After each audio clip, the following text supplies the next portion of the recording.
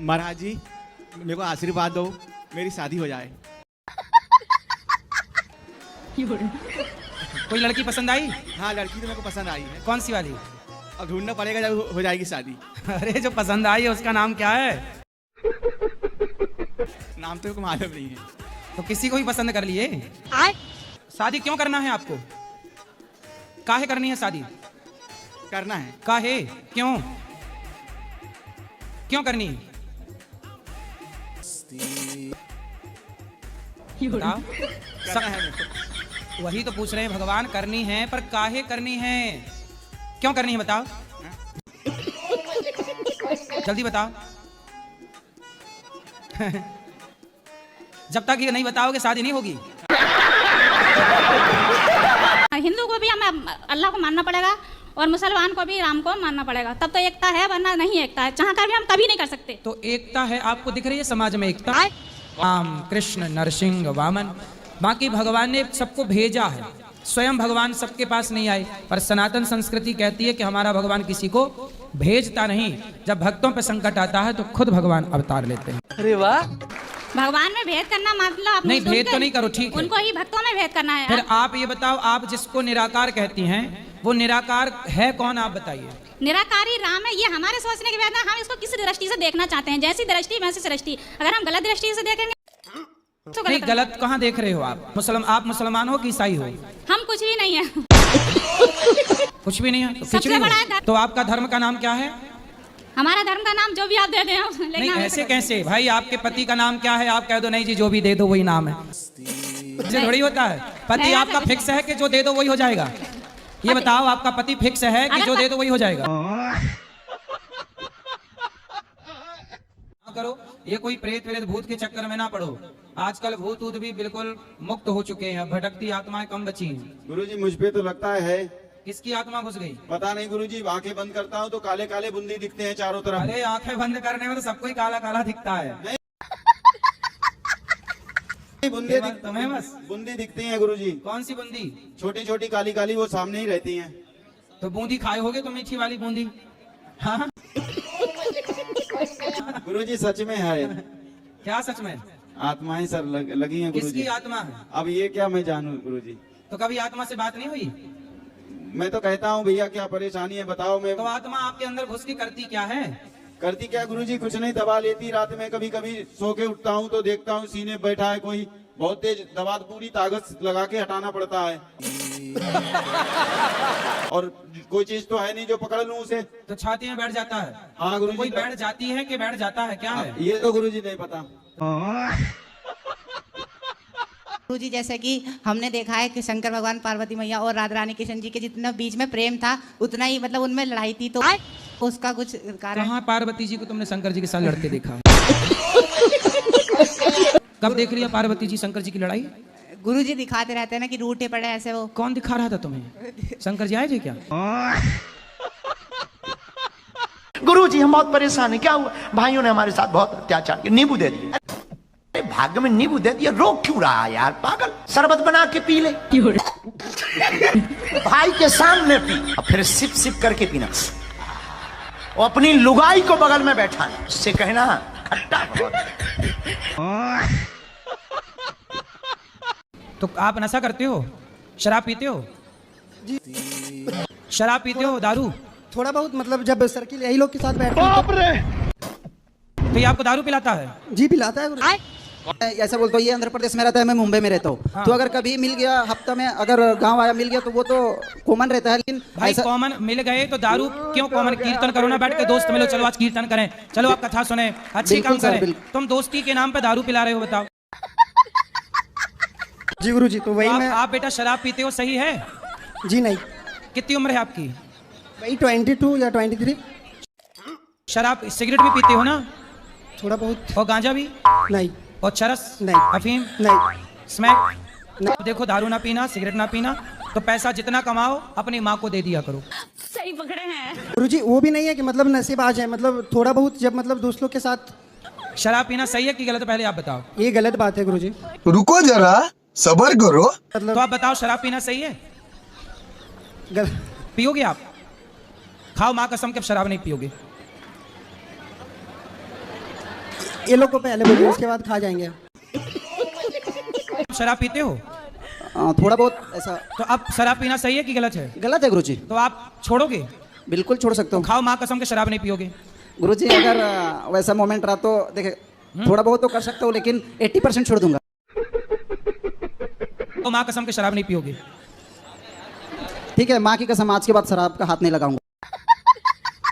आप भी खाओ कसम, आपका दोस्त बोल दिया, अब आप कसम खाओ कि नहीं पियोगे? जी गुरुजी, मैं भी माँ कसम खाता हूँ कि ये नहीं पिएगा तो मैं भी नहीं करूंगा। मैं इसी के कारण बर्बाद हूँ गुरुजी, और किसी के कारण नहीं। तो आप माँ कसम खा के बोलो मैं शराब नहीं पीऊंगा। माँ कसम खा के बोल रहा हूँ कि जब तक ये नहीं पिएगा तब तक मैं भी नहीं पीऊंगा। अब देखो तुम पियोगे तो ये पिएगा, तो इसलिए अब इसकी जिंदगी तुम्हारे हाथ में है। और तीसरा दोस्त कहाँ आपका? इससे बात कराओ। तुम शराब पीते हो? पीता हूँ, बट अब से मैं भी छोड़ दूंगा। खाओ माँ कसम। माँ कसम क्या? कि अब से शराब नहीं पीऊंगा। और मतलब बियर वाइन ये सब कुछ नहीं है? दारू मतलब क्या समझते हैं भाई? बालो मालो लो, ये नाम किसने रखी थी? हम तो भारत जाकर के लिस्ट चिपकाएंगे कि मालो लो लो, लंबा सा एक जगह है वो, एक जगह है बा, और लेगा लेगा, अब पता ही नहीं क्या ले गया।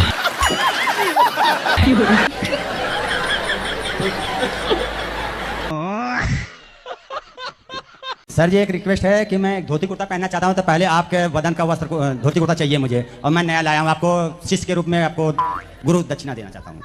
अच्छा ठीक है, तो वस्त्र आप पहन लीजिए ना। नहीं, आपका शरीर का। तो मैं अभी पूरी वस्त्र कैसे उतारूं?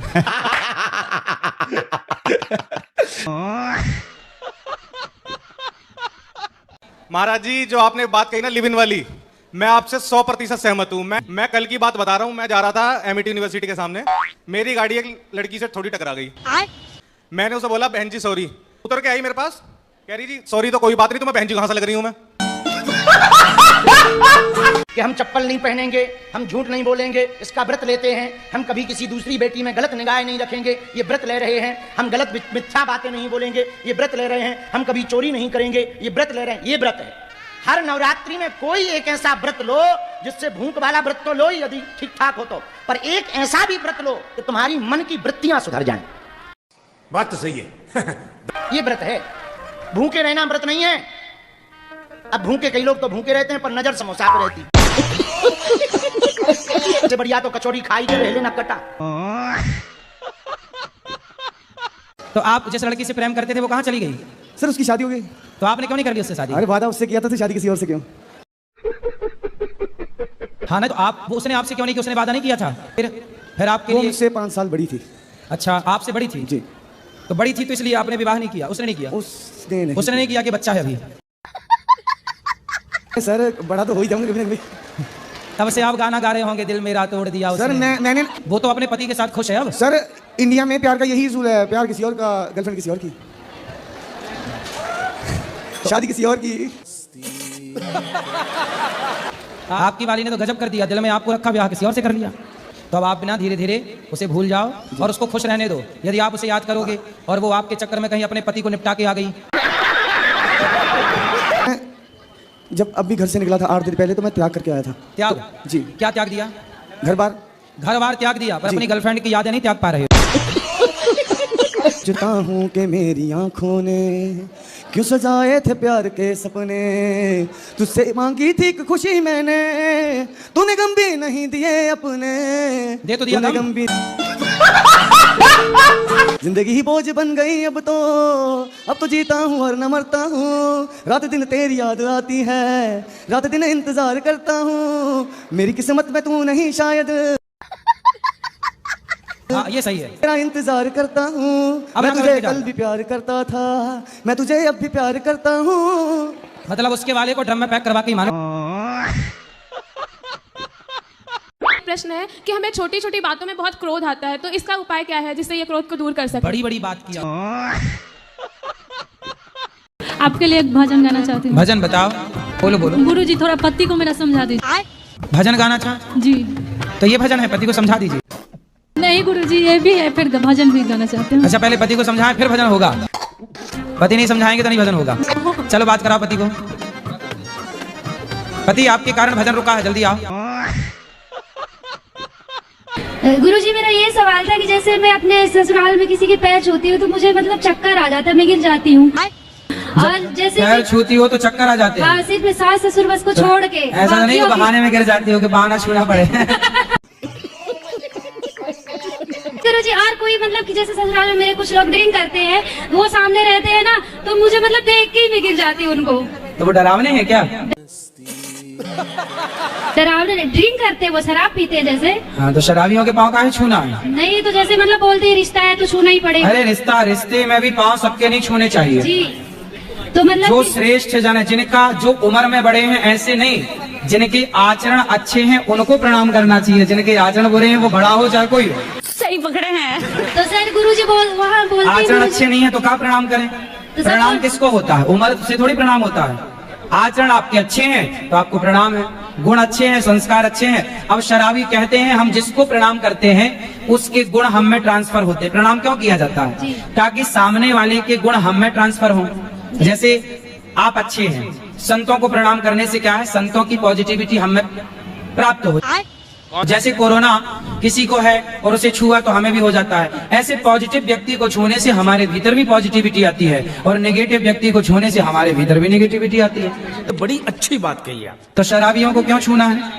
गुरुजी सब बोलने लगते हैं अगर हम नहीं छूते पैर की मतलब घमंडी है। हाँ बोल देना, ठीक है घमंडी जा। हाँ। शराबियों के पाँव छुओगी तो तुम भी ना पीने लग जाना। नहीं गुरुजी, उनके गुण आ जाएंगे फिर।